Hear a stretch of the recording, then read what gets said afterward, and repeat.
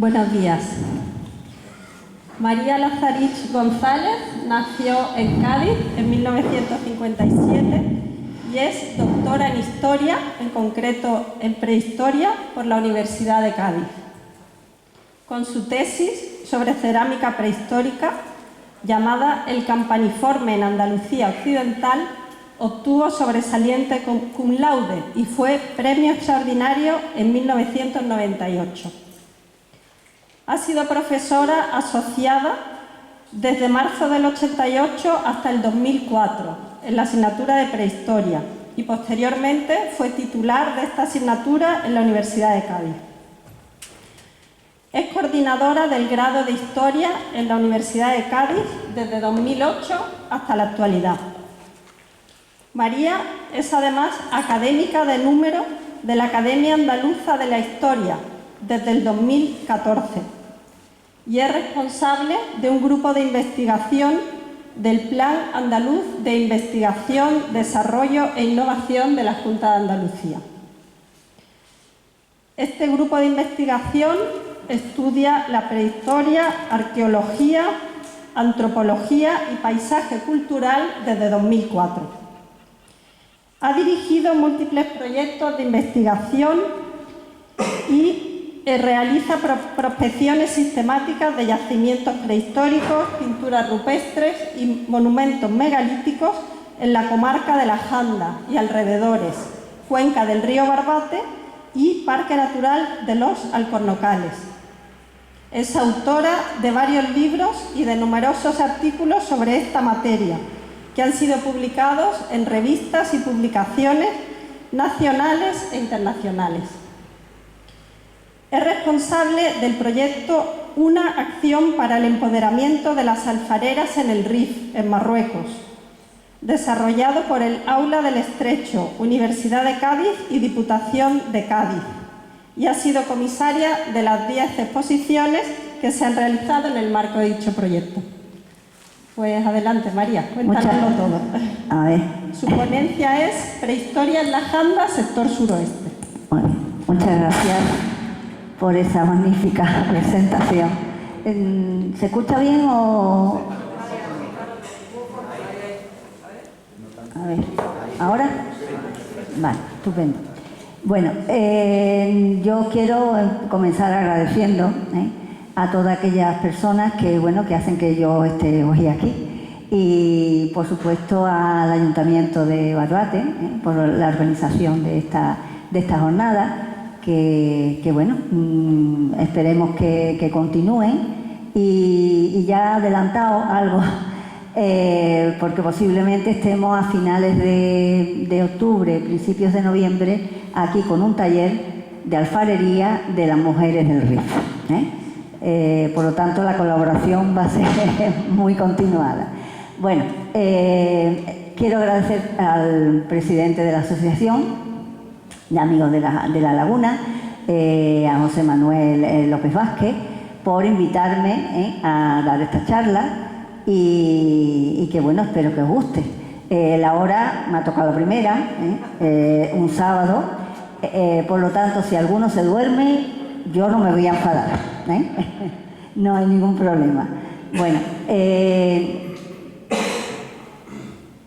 ya después de las presentaciones, yo quería hacer mención que mi grupo de investigación y otro grupo que nos hemos integrado recientemente para trabajar, digamos, de una forma más, hay que decirlo, científica. Es decir, nosotros los arqueólogos no podemos hacer de todo, sino que necesitamos a la gente que normalmente se dice de ciencia. Digo normalmente porque a nosotros, los historiadores, eso parece que no hacemos ciencia, pero es totalmente erróneo.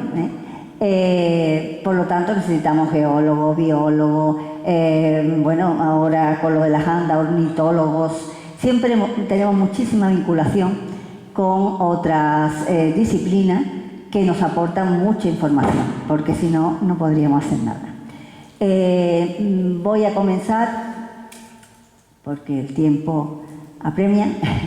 Voy a comenzar, por favor avisarme cuando me falten 5 minutos o antes, no importa, para ir adelantando. Este ámbito, la conferencia que he puesto, el título es muy amplio, es muy amplio y bueno, voy a hacer un esfuerzo de poder hablar de casi todo, pero al ser tan amplio pues me puedo dejar muchas cosas en el tintero. En este caso, el sitio, la localización en la que vamos a narrar nuestra pequeña historia es la Laguna de las Andas. Es decir, la Laguna de las Andas, a lo largo de toda la historia, desde la presencia humana en nuestro territorio, pues ha constituido un elemento fundamental para la vida y bueno, y para todo, es decir, los sentimientos, el condicionamiento sociales que luego en sociedades más avanzadas, ¿no?, veremos. Es decir, la laguna ha constituido un elemento fundamental en la vida de estas poblaciones. Por lo tanto, es lo que queremos resaltar, ¿no?, en toda esta conferencia. Claro, cuando hablamos del poblamiento, cuando hablamos de historia, no estamos hablando como la historia de la Tierra, ¿no?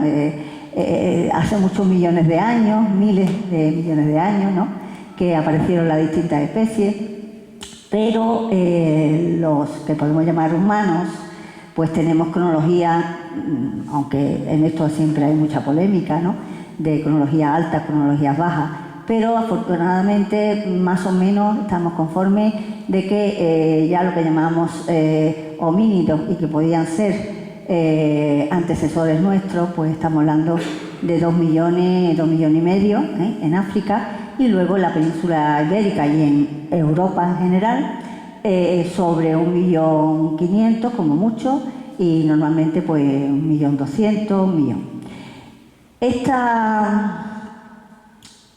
Estas poblaciones, hemos dicho que originarias de África, de momento es el único lugar en donde aparecen los vestigios fósiles más antiguos, pues tuvieron que emigrar en un momento determinado para buscar, posiblemente por cambios climatológicos bruscos, ¿no?, tuvieron que buscar sitios donde poder desarrollar su vida y por lo tanto dan el paso tanto a Asia como a Europa.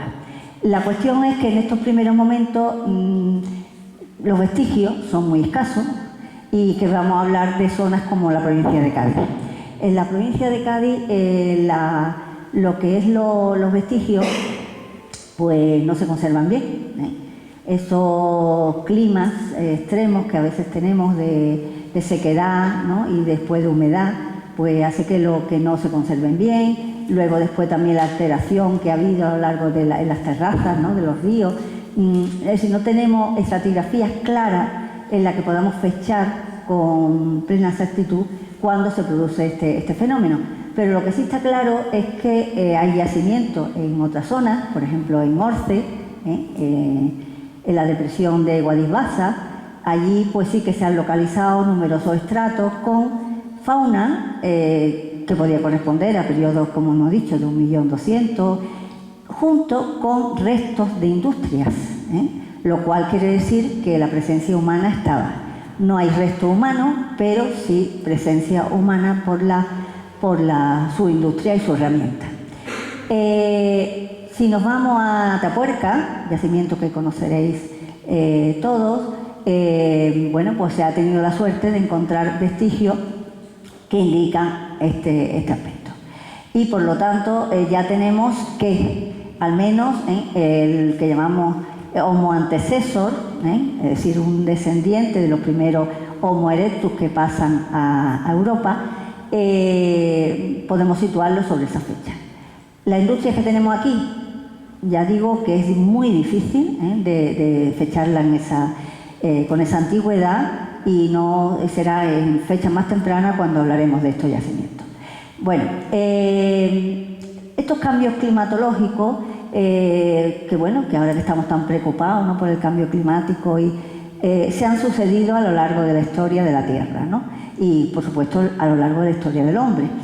En estos cambios el hombre ha intentado siempre superar, es lo que tenemos, es decir, hasta ahora no nos hemos extinguido, no sabemos si la extinción vendrá por nosotros mismos, ¿no? Pero el medio natural pues ha cambiado, ha tenido épocas más favorables para las poblaciones humanas, otras épocas menos favorables, por lo tanto los hombres y mujeres tendrían que subir y bajar en latitud dependiendo de esos fríos, ¿no? Polares. Por ejemplo, ahí tenéis un mapa, ¿no? Un poco divulgativo de lo que pudo ser en los momentos de máxima glaciación, es decir, los momentos en los que los casquetes polares pues tendrían más hielo, consecuencia de un clima frío y seco, y por lo tanto, como veis, los continentes, es decir, lo que es Europa, lo que está en amarillo o amarillo verdoso, quiere decir que era tierra, es decir, que se podía pasar, ¿eh? Lo que está en blanco, que cubre parte de Escandinavia, parte pues no se podía poblar, porque estaba todo totalmente helado, ¿no? Veis que en la costa nuestra, pues hay mayor amplitud, es decir, que el mar estaría alejado de nuestras costas pues varios cientos de metros, dependiendo de la zona, eso es variable. Por lo tanto, estas poblaciones, pues muchos de los yacimientos de ese periodo han desaparecido porque hoy, después del Holoceno, que luego hablaremos, de esas subidas del mar, pues han cubierto esos yacimientos. Aquí tenéis un esquema también muy simple, pero que es significativo de los distintos episodios, es decir, no hablamos ya de glaciaciones, interglaciares, es mucho más complejo, sino que hay hasta 20 y tantos episodios fríos y cálidos a lo largo de la presencia humana. Bueno, estos podían ser nuestros primeros pobladores, con una industria, es decir, con una herramienta. A mí me gusta más llamarlo herramientas que industria, porque esto no es una industria, ¿no? Es decir, ellos fabricaban su herramienta para muy diversos usos, usos para cazar, despellejar a los animales, es decir, con herramientas muy primitivas, pero tecnológicamente, pero que sí, que le eran útiles. Es decir, y bueno, una de las cosas que tenemos los humanos es que podemos hacer herramientas para todas las actividades que necesitemos y además de forma predeterminada. Es decir, eso es lo importante. Es decir, una vez pues podemos coger un palito, pero el fabricar ya una herramienta pensando la función que va a tener, eso de momento nada más que lo tenemos los humanos, ¿no? El Homo antecesor, tenemos ejemplos en Atapuerca, ya lo hemos comentado, y aquí en las terrazas del río Barbate, sobre todo porque es donde localizamos los restos más fácilmente, porque el río en su diversa subida y bajada pues ha ido dejando esas terrazas, y esas terrazas, bueno, pues afloran a veces esos materiales, esa industria.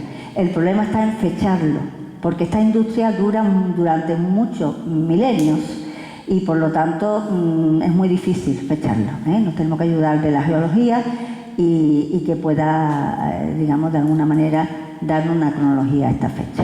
La conservación de los restos humanos en estos sitios es casi imposible. Cuando alguien se encuentra restos y viene y dice, no, aquí hay restos humanos, no, los restos son posteriores, porque esas terrazas han sido habitadas y no hay ninguna que esté estéril, es decir, que no haya sido removida, sino que normalmente las cosas no las encontramos en los sitios donde ha habido mucha erosión y ya no podemos, hay mezcla, ¿no?, de materiales. Bueno, los Homo heidelbergensis podríamos también asegurar que de alguna manera pudieron estar por nuestras tierras. ¿Por qué? Porque las cronologías que tenemos aquí son los 300.000, 200.000. Y en ese momento pues tenemos a este tipo de Homo que apareció también en Atapuerca y además es muy interesante porque apareció lo que se llama la cima de los huesos, en la que es una sima, es decir, en profundidad, en la que cayeron restos de forma intencionada, no está puesto, no es una caída de personas, sino que está intencionado. Además, hay incluso el primer, podemos decir, resto de ritual, en el sentido de que se le coloca a una persona un elemento para la otra vida, posiblemente, pensando en algo, ¿no? O que le va a servir, aunque esté muerto. Porque, claro, los restos, ya digo, que están ahí, corresponden a distintas personas de muy diversa edad y no en mal estado de conservación, muy buen estado de conservación. Se ha podido conocer perfectamente esta familia que estáis viendo ahí. Lo llamativo es que, claro, esta gente tenía una esperanza de vida muy baja, tan baja que la mayor parte moría antes de los 18 años. Pero tampoco hay niños, es decir, no sabemos que también los restos de los niños más difíciles de conservación, pero de todas formas no sabemos exactamente niños, me refiero a niños menores de 3 años, niños de 3 hasta la pubertad sí, hay. Por lo tanto, hay que entender estas sociedades pues con los pocos restos que nos quedan, pero que nos informan de muchas realidades. Bueno, pasamos a otro tipo de homínido que está muy claro y vinculado con nosotros, porque son los primeros restos que tenemos de humanos, es decir, restos de huesos. Lo demás son industrias, pero los primeros restos que tenemos son de neandertales. Y claro, tampoco de la zona de las terrazas, sino en cuevas. Tenemos la suerte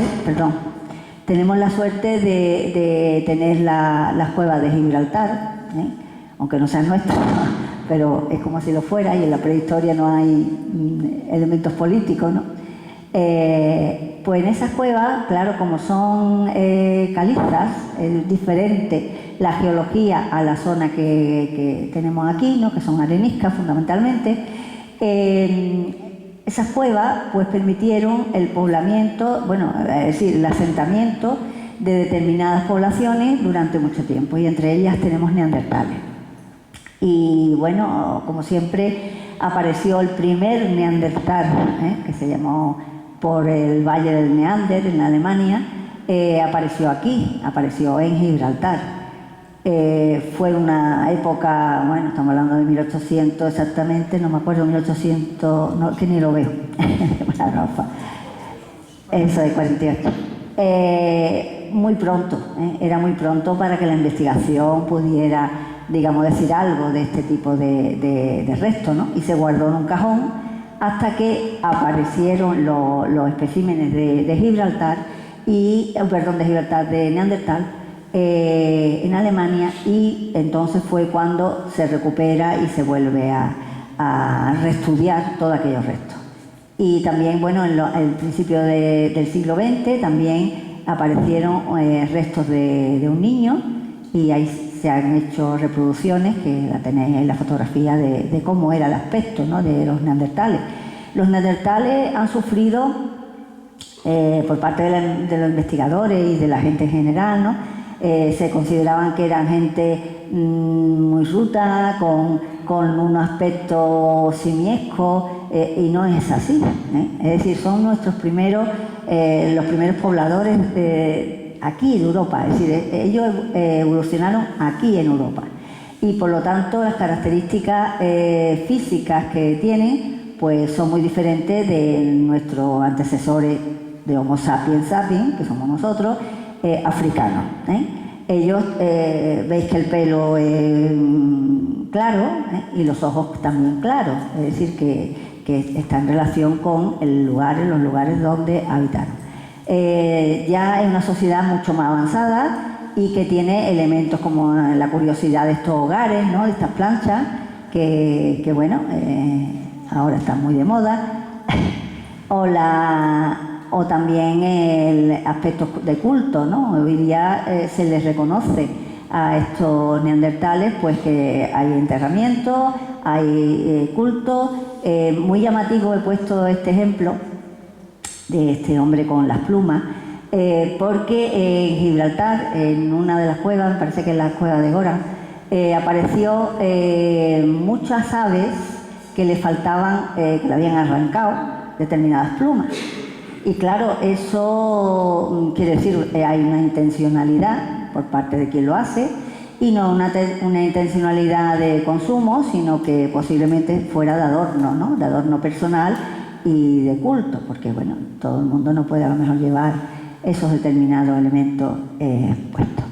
Llegamos ya a nosotros, es decir, al Homo sapiens sapiens. Esto es otra traslado de poblaciones que, bueno, importantes dentro de la humanidad, ¿no? Este traslado, bueno, está documentado, lo que ocurre, volvemos a lo mismo, por el estrecho de Gibraltar o por la zona más larga y llega hasta nosotros, las poblaciones en último momento. En esto, desafortunadamente, no tenemos restos, no tenemos restos humanos, restos óseos que puedan ser fechados con fiabilidad, ¿no? Y poder tener con esa fecha, ver si estas poblaciones llegaron primero a la parte norte de la península o entraron por la parte sur. Es decir, todavía nos falta muchísima investigación. En esto estamos todavía, y bueno, y posiblemente, como siempre, las nuevas técnicas nos ayudan muchísimo, pero también el paso del tiempo y sobre todo la sobreexplotación por parte de los humanos hoy en la actualidad de los sitios, de los lugares, pues destruimos muchos yacimientos. Y claro, al destruir esos yacimientos, pues estamos matando esa información, es decir, perdemos esa documentación para siempre, ¿no? Bueno, estas son sociedades de cazadores-recolectores, son sociedades ya en las que la caza adquiere un prestigio, adquiere una importancia, y digo prestigio porque también la caza, y sobre todo porque nosotros la información que vamos a ver a continuación la tenemos de tumba, pues siempre vamos a ver cómo aquí en nuestra zona esos elementos son fundamentales. Hay ya yacimientos, ¿no?, en la zona costera de proyectos que han hecho numerosos equipos, y vamos recogiendo información poco a poco de estos yacimientos. Muy importante para nuestra zona, por la conservación, que lo tenemos los testimonios, no como los yacimientos que encontramos a lo mejor algunos restos de industria y ya está, ¿no? No tenemos poblado ni asentamiento, primero porque esta gente era nómada, tenían campamentos estacionales, iban de un sitio a otro dependiendo de los recursos naturales, y por lo tanto es muy difícil de que podamos localizar un campamento. Puede ocurrir, ¿no? Es decir, que podemos tener la suerte, como la hemos tenido en otras zonas, por ejemplo el río Palmones, pues sí tuvimos la suerte de localizar, y también en Puerto Real, el yacimiento del Retamar, que era una playa, en el tránsito ese de poblaciones de cazadores-recolectores a poblaciones neolíticas productoras, Es decir, esos cambios son fundamentales y van en relación también con cambios paleoclimáticos, que luego hablaremos. Voy a hacer referencia a las manifestaciones simbólicas y artísticas de las andas, y empezamos por la etapa más antigua, es decir, por el Paleolítico. Estas manifestaciones las vemos aquí, no son cuevas, sino que son abrigos, aunque se llamen cuevas, la gente del lugar lo denomina siempre cueva, pero en realidad son abrigos, abrigos rocosos, pequeños, producidos por la erosión eólica, erosión que dependerá de los vientos dominantes, entonces por eso la orientación diferente de cada uno de estos abrigos.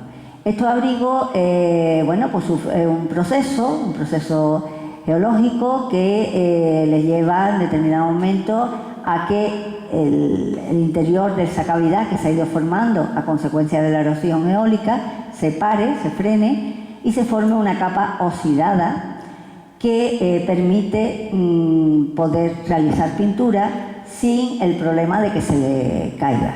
Con el largo del tiempo, bueno, pues ese proceso continúa porque las cuevas están vivas, podemos decirlo así, ¿no? Y entonces depende de la humedad, depende de la climatología en general, que perduren o que se erosionen más o se erosionen menos. Este ejemplo que estamos poniendo aquí nos lo hizo el geólogo que trabaja con nosotros,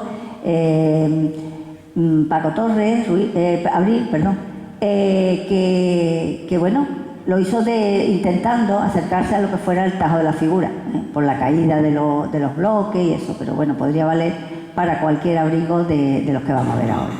Aquí tenemos el abrigo de la Cueva del Moro, cogido pues entre ellos lo más importante.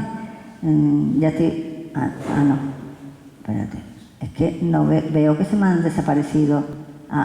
No, se me han desaparecido. Ahora sí lo veis, ¿no? Sí, es que, perdona, no me puedo mover. Que perdonad porque es que no veía la foto de Lota y me he quedado así y digo, oye, yo quería poner la foto de Lota porque, bueno, quiero reconocer, ¿no? Públicamente el gran esfuerzo que hizo este investigador. No le gustaba que yo le dijera investigador, pero la verdad que fue un investigador. No fue un localizador, un buscador de cuevas, de eso hay mucho y a veces pues hacen más daño que otra cosa. Pero él no, él sobre todo tenía una preocupación por la protección de las cuevas, tanto que ya enfermo, ya con problemas iba con su bombona de oxígeno, se amarró, se encadenó en la entrada de la cueva para que se hiciera algo por protegerla, porque como veis pues tiene pinturas que han estropeado, digamos, afortunadamente no le hicieron encima de este gran caballo, pero bueno. Esta pintura, lo que llama la atención en esta zona, es decir, por una parte el soporte, no son cuevas al interior, como Pileta o Cueva de Ardales, aquí más cercana, o ya más al norte, pues Altamira o otras cuevas, sino que son abrigos que le llega a la luz del sol, es decir, que son arte al aire libre, y así lo han denominado algunos investigadores. No es que estén exactamente al aire libre como en Foscoa, que a veces pues están en farallones que le da el sol constantemente, y por eso son grabados, ¿no? Para que no se pierda esas manifestaciones, pero también la pintaban, y eso se ha descubierto en la Cueva del Moro, es decir, que no solamente tenemos el caballo grabado, o en este prótomo que tenemos aquí, ¿no? Sino que también le pusieron pintura para es decir, para resaltar, ¿no? Esa figura. Esto gracias a las nuevas técnicas, que luego hablaremos muy rápidamente de las nuevas técnicas que utilizamos. Y se ha podido detectar pues nuevas figuras, aquí tenéis el buen trabajo que hizo muy recientemente Antonio Ruiz Trujillo, que está dentro de nuestro grupo de investigación, y bueno, detectó no solamente esas pinturas dentro de esas manifestaciones grabadas o piqueteadas, sino que también había unas cazoletas en el interior sobre todo de la panza del caballo, en los que ha propuesto una hipótesis que a mí me parece plausible, de que esas cazoletas le sirvieron, son intencionadas, claro, le sirvieron para trazar la figura, las curvas y la figura de ese gran caballo. Esto, claro, siempre los que estudiamos o analizamos la historia del arte, y en concreto el arte paleolítico y pospaleolítico, siempre nos preguntamos, ¿esta gente tenía bocetos? Porque claro, muchas de las figuras no se ve que haya rayones, borrones, porque es difícil además luego de quitar, de eliminar de esa pared. Y por lo tanto ellos harían algún tipo de boceto, se ayudarían de alguna forma para trazar esa figura, a veces, bueno, podemos decir de primera categoría en el arte, ¿no?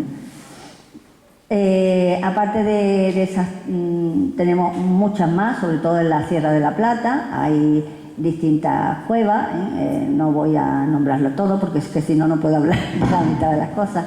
Pero voy a hacer referencia a otras cuevas, la cueva de Lanterra, que está ahí mismo, la urbanización de Lanterra, que imagino que lo conoceréis, esta sierva, también, y algunos la consideran que podía ser madaleniense, pero bueno, ahí hay su polémica. Y en la cueva de las Palomas, que también han aparecido pues algunas pinturas de ese periodo. Y ya digo, son pequeñas cavidades, no son grandes cuevas como la otra.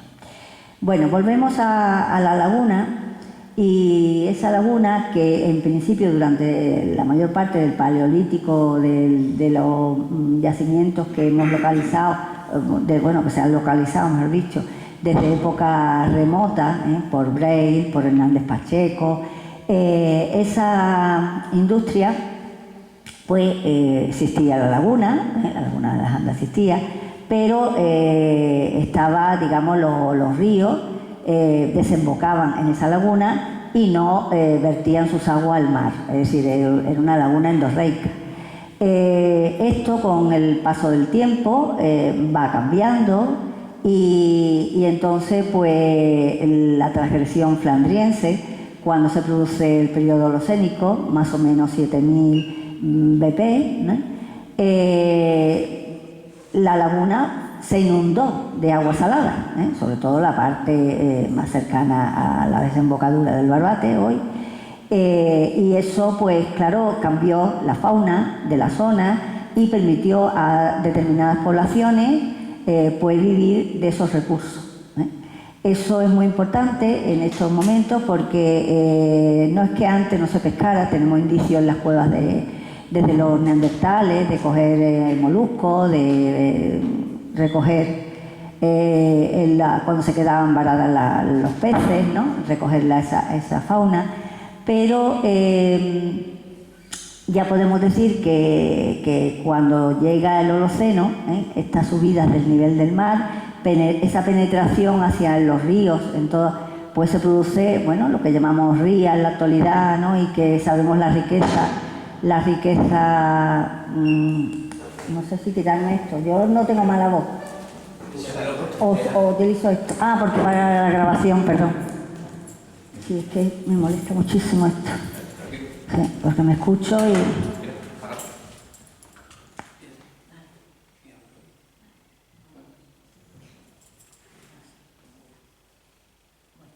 Está encendido, ¿no? Yo te lo abro.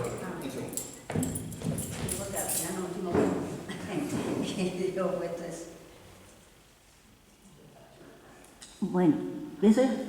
Bueno, pues esas poblaciones, ¿no? Vivían de la caza y de la pesca y del marisqueo, es decir, la caza fundamentalmente ciervo en la sierra y esas representaciones pues las tenemos en las cuevas que vamos a ver. Estas comunidades aquí, y no nos debe extrañar, aunque llegue un momento en que ya, bien por contacto con otras poblaciones o bien por sí mismas, se conviertan en sociedades productoras, es decir, que ya cultiven la tierra, que domestican a los animales, pero aquí en la zona sabemos, y bueno, lo conocemos, que lo que es la caza ha tenido una gran importancia, siempre. Y la recolección, no hay que olvidar, porque muchas veces hablamos de los cazadores y la recolección de vegetales es fundamental. Es decir, podemos decir que el mayor porcentaje de alimentos de estas poblaciones viene de los vegetales, acompañado del marisqueo y de la pesca. Esta laguna, que ya lo explicarán muchísimo mejor que yo esta tarde, cómo ha ido cambiando la laguna, cómo ha ido sucediéndose distintas etapas. Podemos decir que la laguna, tal como se conoció ya en época histórica, pues empieza a formarse a partir de 3400 más o menos, antes del presente, Y entonces por los aportes, ¿sí? El gran aporte de los ríos provoca el segamiento, ¿no?, de esta laguna, y que, bueno, que no tenga los cambios que hemos visto anteriormente, pero que sigue siendo un lugar muy idóneo para las aves, principalmente, ahora lo veremos, y para otro tipo de animales, es fundamental. Aquí quiero hacer mención, que aunque está en la zona, podemos decir, este de la laguna, quiero hacer mención del Tajo de la Figura. Y quiero hacer mención por la importancia que tiene el Tajo de la Figura y porque quiero también, digamos, reivindicar el Tajo de la Figura. Yo empecé, bueno, mi grupo de investigación empezamos a trabajar en la zona en los años 2008, porque nos encargaron el BIG Tajo de la Figura, conjunto Tajo de la Figura, porque había que hacer el expediente para declararlo BIG a todo el conjunto, y claro, pues nos metimos de lleno en la zona, ¿no?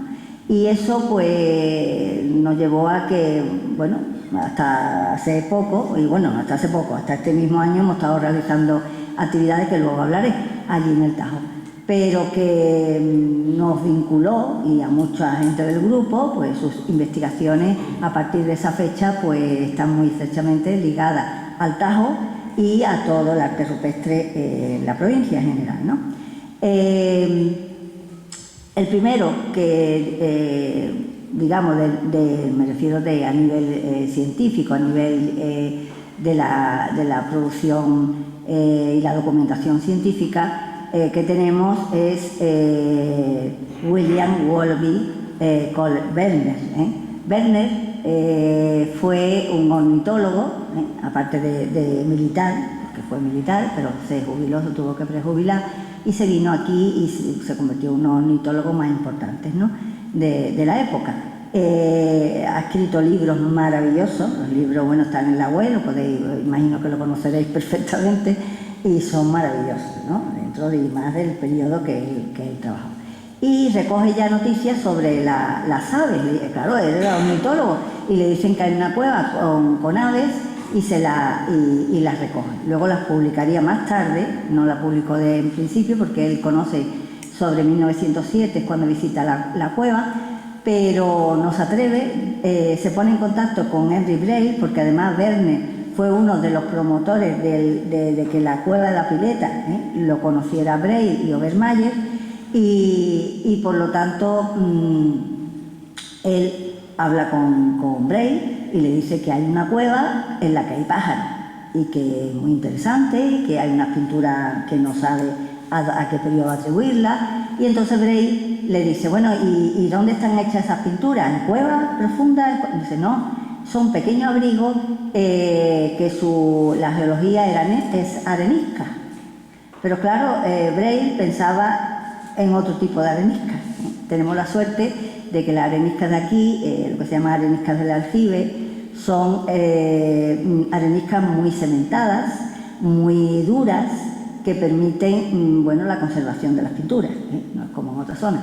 Y además, incluso tan de buena calidad que durante las épocas que hemos visto de las industrias más antiguas, están hechas con areniscas del aljibe. Fijaros la calidad que tenían esas piedras, ¿no?, es decir, esas areniscas, que esas poblaciones la podían utilizar para hacer cuchillos cortantes. Bueno, pues a raíz de ello ya vienen muchísima gente, aparte de que, bueno, la gente ya de la población de Benalú, en ese momento, Casa Vieja, pues intenta reivindicar que allí hay unas pinturas y que pueden ser antiguas, entonces ya vienen todos los investigadores a estudiarlas y analizarlas. Ahí tenéis los trabajos más importantes de ese periodo, los trabajos de Cabré y Hernández Pacheco y los trabajos de Braille. Al principio iban a venir juntos, pero hubo una ruptura entre ambas escuelas. Son pensamientos diferentes a la hora de interpretar y por lo tanto tuvieron que romper. Es decir, eso ocurre mucho en la investigación y no es una cosa extraña. Posteriormente, el abrigo, pues con la guerra civil, con muchos problemas, quedó pues abandonado para la investigación. Tendríamos que ir a fechas de los años 60, cuando Pilar Acosta, que fue catedrática de la Universidad de Sevilla, pues hace su tesis sobre las pinturas rupestres. Luego después tenemos trabajos de la década de los 80 de Martín Mas, que hizo un excelente estudio de estas pinturas, y bueno, Sánchez Lián, que sabéis también que es de la Universidad de Córdoba, pues también hizo muchos trabajos junto con Martín Mas o en solitario sobre esta manifestación. Aquí quiero llamar la atención de una reunión, se fue tercera reunión de Prehistoria Aragonesa de 1987, cuando se determina por parte de toda la comunidad científica de que las pinturas del Tajo es algo diferente al arte esquemático, porque desde los primeros, desde Braille, Hernández Pacheco, ellos dicen, estas pinturas son diferentes, pero claro, estamos empezando, hay que recordar que Altamira se descubrió pues poco antes, ¿no? Y claro, todavía la investigación no tenía claro a qué periodo correspondían determinadas pinturas y qué características estilísticas se podía clasificar, ¿no? Entonces ya Pilar Acosta lo mete dentro de la pintura esquemática general pero ella llama la atención de que hay determinados, no solamente aquí, sino hay otros lugares, no igual, no es la misma pintura, pero que es diferente. Entonces, lo mismo que llamamos al arte levantino, en la zona de Levante, que tiene una extensión geográfica determinada, o el arte macroesquemático, que también tiene su delimitación, aquí en la provincia de Cádiz tenemos esta manifestación. Y en esa reunión pues lo llamaron arte del Tajo de la Figura, claro, por la cueva más emblemática. Pero nosotros después que hemos estado haciendo prospecciones por toda la sierra y las cuevas, pues hemos descubierto que ahí se extiende por más cuevas, Entonces lo del Tajo de la Figura se quedaba, y lo hemos puesto estilo Laguna de las Andas, porque la mayor parte de estas pinturas están en las sierras que bordean la Laguna de las Andas, en su parte este. En la parte oeste no, en la parte oeste tenemos pinturas esquemáticas. Bueno, la cueva no fue habitada porque en esta pequeña cueva es incomodísimo. Fijaros el suelo, la caída que tiene, sería imposible, es decir, que incluso para pintarla tuvieron que poner algún entablado o tarima. Y las pinturas aparecen como un friso, si entramos en la boca, y aparece como un friso a todo alrededor y todo el techo de la cueva.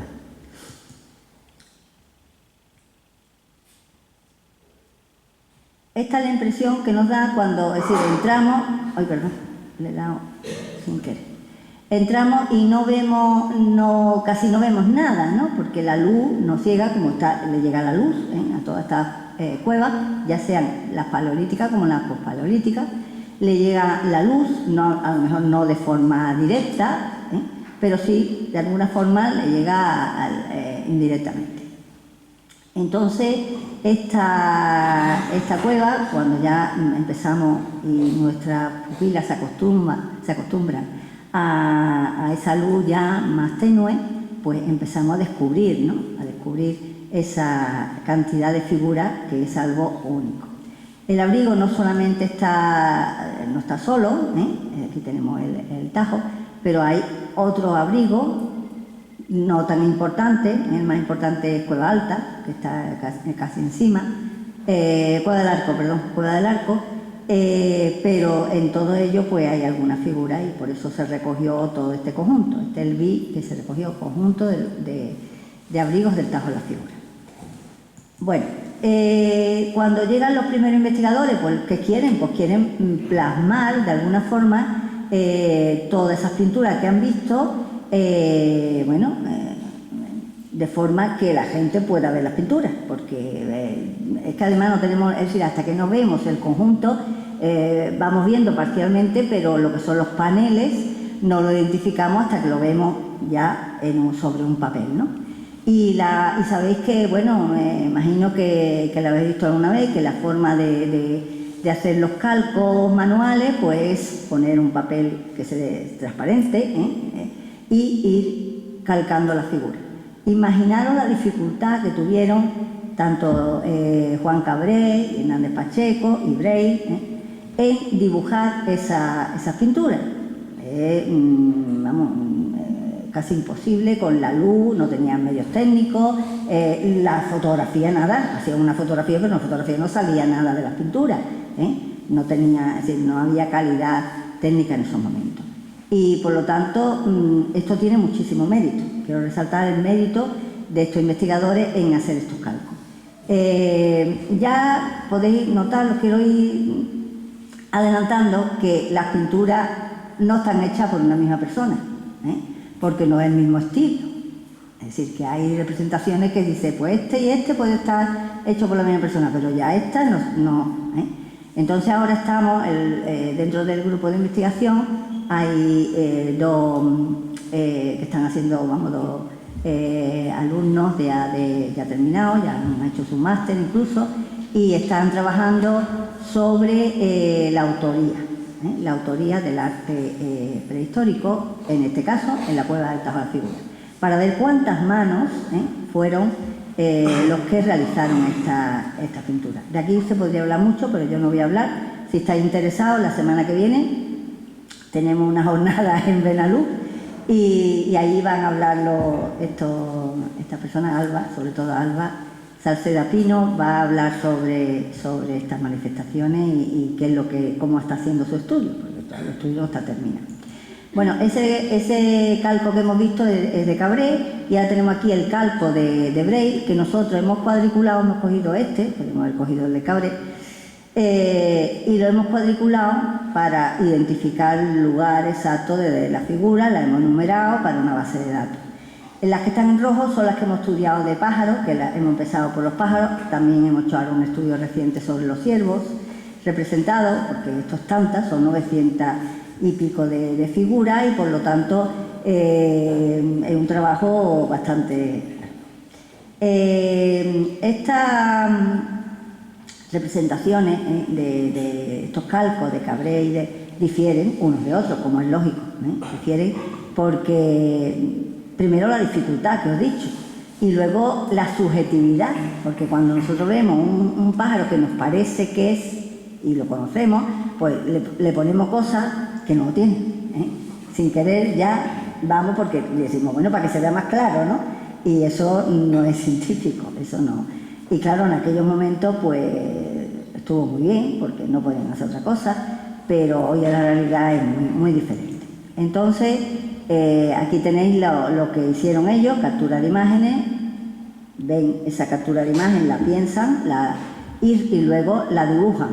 Fijaros la diferencia, este es de Braille, este es de Willy Vermelmer, que parece que como iba con él, pues se asemejó más, pero bueno, incluso pone aquí una base de estas aves, ¿no? Y este es de Juan Cabré, que bueno, aquí no tiene nada que ver, es decir, aquí parece que es como una cabra que lleva ahí algo colgando y un cuerno, es decir, no tiene, o un antropomorfo, también lo podemos interpretar como un antropomorfo, con su falo, es decir, no tiene nada que ver uno con el otro. He cogido pero podríamos coger muchísimos ejemplos y ahora después pondré otro. Luego los trabajos ya, porque Pilar Acosta no vino directamente a estudiar las pinturas, sino que ella recoge los trabajos de Braille, los trabajos de Hernández Pacheco, e interpreta y clasifica, es decir, que ella no hizo trabajo de campo. Tenemos los trabajos de Martín Mas. Y Martín Mas, pues tenemos fotografía, mucho más evolucionada, pero no es la fotografía digital. Él tuvo que hacer fotos, ponerlas en diapositiva y hacer las representaciones, ¿no? Y claro, eso también tenía mucha dificultad. Hoy día, pues la fotografía digital ha sido una revolución. Y para los arqueólogos, bueno, es estupendo, no solamente para el arte rupestre, sino para cualquiera de las cosas que vaya a ver en la exposición. Antes teníamos que esperar un día, hacer limpieza y hacer fotos, porque salía así, las cámaras no permitían la calidad que tienen hoy, o hasta los móviles no utilizamos para hacer fotos, y luego el revelado, que era carísimo, los carretes, bueno, era una cuestión que tenía, mucho mérito para la época de Martín Mas, ¿no? y afortunadamente Martín Mas pues también está utilizando las nuevas técnicas, como es lógico, y bueno, y está teniendo también muy buenos resultados. Esta técnica lo que hacemos también es darle con programa el de Stitch, que puede ser también el Photoshop, es decir, que no hace falta tener el programa de Stitch, sino con Photoshop vamos poniendo los colores que nosotros queremos resaltar, que en este caso son los rojos, anaranjados, y las figuras se ven con mayor nitidez, y ya después hacemos nuestros calcos negros como queramos. Esa es Aquí os pongo un ejemplo de Braille, ¿no? Fijaros, esta es esto de los barrios, de Bacinete. La foto natural. Foto natural cuesta trabajo ver, hay algunas más claras, esto es antropomorfo, aquí hay unas estructuras cuadrangulares, pero cuando la tratamos, pues vemos que la estructura se ve mejor, los antropomorfos también, y aquí hay dos asnos, por las orejas tan larguitas. En cambio, Braille, pues fijaros cómo lo interpretó como un antropomorfo con dos banderas, ¿no? O con dos... hombre, hoy nos reímos, pero es que tenía mucho mérito a partir de si lo hacemos con esta foto. Entonces, pues afortunadamente hoy tenemos otras técnicas y hay cuevas. Nosotros entrábamos antes en una cueva y decíamos, ahí está la pintura, digamos la pintura. Ahora no, ahora toda enterita. Y después, cuando estamos ya en el laboratorio, pues vemos pinturas que no es. Esto ha cambiado el orden, pero bueno. Esta, en este caso, es de la Cueva del Tajo y se ven ahí distintos tipos de representaciones. He cogido esa porque esta casi no se ve, no sé si... Y está hecha con buenas cámaras y eso casi no se ve. Bueno, cuando la tratamos, pues ya vemos que sí, que hay una hilera aquí de figuras que no tiene... me he comido la de Braille aquí. Braille no la vio, porque claro que era casi imposible verla, y Martín Mas tampoco las ve. Es decir, que gracias a estas técnicas, pues hoy podemos ver cosas que no pueden ver. Bueno, en los temas destacamos los zoomorfos, tienen una preponderancia, y entre ellos, pues vamos a hablar rápidamente de las aves. No es ilógico de que hubiera aquí, que sea la cueva mundialmente con más representaciones de aves, son 208 aves las que hemos identificado, de esas 968 figuras, y bueno, ahí ahora a continuación vais a ver las distintas especies que hemos identificado. Para esto nos ayudamos de ornitólogos, por supuesto, nosotros no somos especialistas, pero lo que llamaba la atención es que en las pinturas no es que sea una pintura realista, sino es una pintura naturalista, es decir, trata de acercarse a la naturaleza, como veréis ahora rápidamente a continuación, pero esa forma de dibujar, de pintar estas aves, pues lo que hacen es buscar qué elemento fundamental identifica el ave, y eso es lo que nos ha permitido pues hacer identificaciones, ¿no? Aquí tenéis una butarda, no me va a funcionar así, ¿veis? Ahí tenéis el calco y bueno, la butarda actual, ¿no? Para que veamos, comparemos siempre. Aquí tenemos flamenco, que además flamenco en muy diversas posiciones, es decir, que está de pie, que está metido en el agua y no se le ven las patas, que está agachado, casi nadando. Ahí tenéis el calco y aquí tenéis los flamencos en distintas posiciones, que lo vemos en la laguna. También representaciones del estudio de simbiosis, es decir, nos llamamos la atención de que los ciervos pues tienen pajaritos cercanos a ellos, de pequeño tamaño, y bueno, pues pueden ser perfectamente la garceta bullera, que está en relación con no solamente los ciervos, sino las vacas, cualquier animal, para comerse las garrapatas, ¿no? Luego también un trabajo muy interesante de Martín Mas y de Philipson, en el que, bueno, ven un ave, cuerpo abultado, un cuello largo, unas patas, pero que hay una tercera pata. ¿Qué podría ser esto? Bueno, pues identifican el calco y se identifica con una espátula, también por el propio pico, que está defecando. Esto también es algo muy normal en la naturaleza con determinadas aves y otros animales, en el que cuando ven algo de peligro o lo que sea, pues echan y ellos eran perfectos observadores, que es lo que quiero yo llamar la atención aquí, que conocían muy bien su medio y que esa naturaleza la representaron con su forma, con su estilo. Aquí tenéis una escena que, aunque está separada en el techo de la cueva, pero bueno, parece tener una explicación secuencial. Vemos el acto de copulación de grullas, aquí cuando el macho se sube encima, y aquí ya cuando termina el acto, le picotea a la hembra, para decir ya hemos terminado.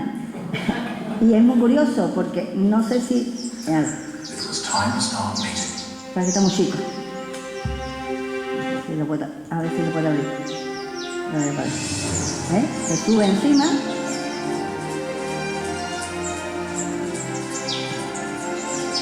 Y le picotea y termina. Eso es lo que hace. Bueno, aparte de esta escena, también tenemos otra escena relacionada también con aves por el sombrero que lleva este antropomorfo. Parece una antropomorfa, ya dicho por el propio Bray. Y bueno, parece que se le dibuja una especie de seno, tiene un faldellín corto, es diferente, y no lleva falo, que los antropomorfos del Tajo de la Figura, la mayoría llevan falo. Entonces, este tipo de tocado pues puede estar relacionado con un tipo de caza, que es la caza de aves con señuelo, que es muy normal que se realice, sobre todo en esa época, pero también hay una vinculación con el mundo simbólico, el mundo religioso.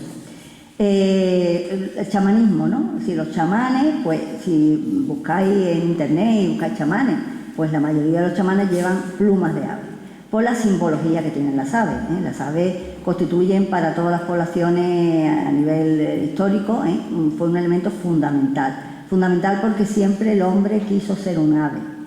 El ave tiene una vista maravillosa. El ave vuela, el ave está en el mar, se mete en el agua, nada. Y el ave también pues está por la tierra, y nosotros pues afortunadamente nos hemos convertido en ave, ¿no? Porque hemos podido lograr ese deseo, ¿no? de por parte de esta población. Bueno, aquí tenemos todos los yacimientos de otro fenómeno, el megalítico. Ahí tenéis toda la exposición. Yo me voy a estar aquí toda la mañana. Si queréis preguntas, si queréis lo que sea, pues hacemos una relación. Voy a correr porque ya me paso de tiempo. Esta es la forma de la construcción. Siempre cuando veáis un megalito, no pensar que el megalito está al aire libre, sino que siempre llevamos un túmulo, es decir, un montículo que los cubría para su preservación. Lo que pasa es que con el tiempo estos túmulos se han ido degradando, erosionando, y la gente ha ido cogiendo las piedras para construir cualquier tipo de elemento. Aquí tenéis un poquito explicado cómo es. Es importante en estas tumbas también la orientación, es decir, no están hechas, vamos a hacer un megalito aquí y ya está, no, sino que tienen una orientación predeterminada. Orientación que está muchas veces en relación con lo que es las constelaciones, es decir, el sol, la salida de la puesta del sol, es decir, salida o ocaso. Y otras veces, pues incluso como pasa en Antequera, ¿no? Que la cueva de Menga pues está orientada a una peña que tiene forma además humana, que parece la cabeza de una persona, ¿no? Entonces, siempre cuando estudiamos los megalitos tenemos que tener una visión más amplia que antiguamente no se tenía. Aparte de lo que son lo que llamamos megalitos, hechos con grandes piedras, también dentro de esta tendencia, de este mundo, de esta época, porque estamos hablando de cronología casi idéntica, hablamos de las cuevas artificiales. En los sitios donde la piedra no era abundante para coger esas lajas, ¿no? Que habéis visto en la tumba anterior, pues excavaban las rocas y hacían lo mismo, galerías, cámaras, ya dependiendo de los gustos de la época y del prestigio, ¿no? De la persona que se enterraba. Bueno, en el Tajo de la Figura, pues no solamente aquí están las cuevas, pues hay una necrópolis que ya fue descubierta por Bray, por eso le hemos puesto las tumbas de Bray, que bueno, están ahí, decían que habían desaparecido. Es verdad que la habían explosionado intentando en los años 20 del siglo XX para sacar tesoros, que al final ni sacaron tesoros ni nada, porque los ajuares que llevan estas no, vamos, ni lo verían. Y luego hemos descubierto pues nuevas tumbas, y enfrente pues tenemos un tipo de tumba diferente porque es un zolo. Los zolos son, es decir, tiene un corredor y una cámara circular, y esa cámara circular pues cierra en falsa bóveda. Ahora veremos rápidamente. Esta es la posición de donde está la necrópolis, la limpiamos, se podía visitar hace 10 años y ya está, que no se puede visitar, nada. Y tengo que aquí pues decir que ni medio ambiente ni cultura pues están haciendo nada porque esto se ponga en valor, y nada más que nos ponen pega, y bueno, que esto lo haríamos nosotros gratuitamente, vamos, que no supone que le estamos pidiendo dinero, pero no quieren que hagamos nada. Esta fue la limpieza, perdón, que lo veo yo pero vosotros no. Esta fue la limpieza que hicimos de toda la estructura. Claro, algunas estaban, como digo, le faltaba la cubierta o lo que sea, pero se hizo el estudio, el dibujo de todas las piedras del túmulo, que se veía a nivel de superficie. Nosotros no excavamos, claro que si esto se excavara, bueno, pues podría dar unos resultados magníficos, pero no se ha hecho nada.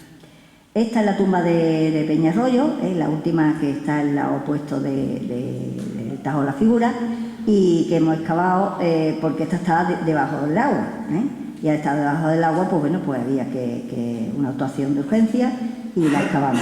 Sigue estando debajo del agua, nosotros queríamos trasladarla, pero tampoco hay ayuda para esa actividad. Esta la hemos reforzado con sacos de arena para que no se degrade, y la medida de lo posible. Ahí aparecen, bueno, todos los hallazgos. Estaba saqueada en lo que es la cámara, y entonces en el corredor es donde hemos podido localizar. Muy interesante estos pílonos en la puerta, o menhires, porque tienen figuras, representaciones y grabados, que están en estudio ahora.